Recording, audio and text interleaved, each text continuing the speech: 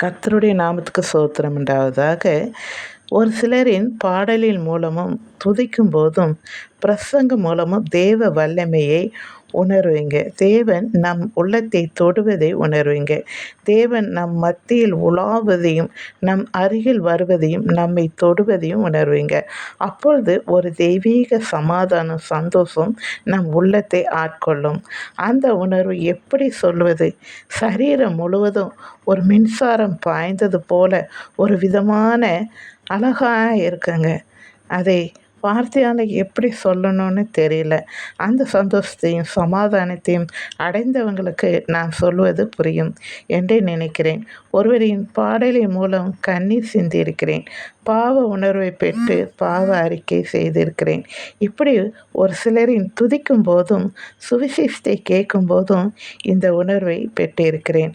அது ஒரு அழகான தருணம் என்றே சொல்லுவேன். உங்களுக்கு இந்த அனுபவம் இருந்திருந்தால் நீங்கள் பாக்கியவான்கள்.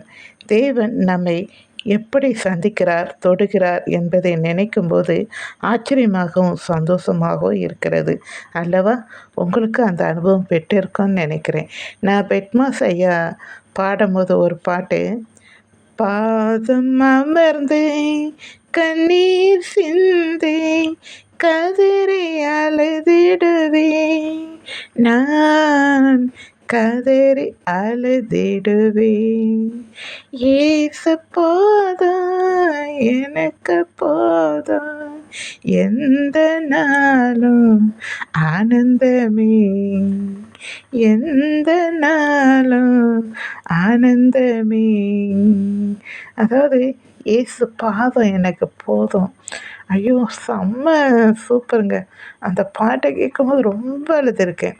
அது மாதிரி நிறைய பாடல். அதாவது நான் வெறும் கையாய் வந்தேன், இரு பிரிவாய் என்னை மாற்றினாருன்னு. இப்பொழுது எழுதுகிற பாடல்லாம் பிள்ளைங்க அருமையாக எழுதுகிறாங்க. அந்த பாடலும் ரொம்ப நல்லா இருக்குங்க. கிருபை கிருபை கிருபை கிருபை தேவ கிருபைன்னு ஒரு பையன் எழுதுனது செம்ம. இது மாதிரி நிறைய பாடலில் சொல்லலாம். ஆண்டவர் பாடல் மூலமாக எவ்வளோ பேரை சந்திக்கிறார் தெரியுமா? அதே போல் சுவிசேஷம் மூலம், ஜெபத்தின் மூலம் எத்தனை பேர் தொடுறாங்க. பா, அது ஆச்சரியமாக இருக்கும். அதெல்லாம் பார்க்கும்போது உண்மையாலுமே அருமையாக இருக்குங்க. உங்களுக்கு அந்த அனுபவத்தை பெற்றிருப்பீங்கன்னு நினைக்கிறேன். பெற்றிருந்தால் நீங்கள் கமெண்ட்டில் சொல்லுங்கள். சரிங்களா? தேங்க்யூ.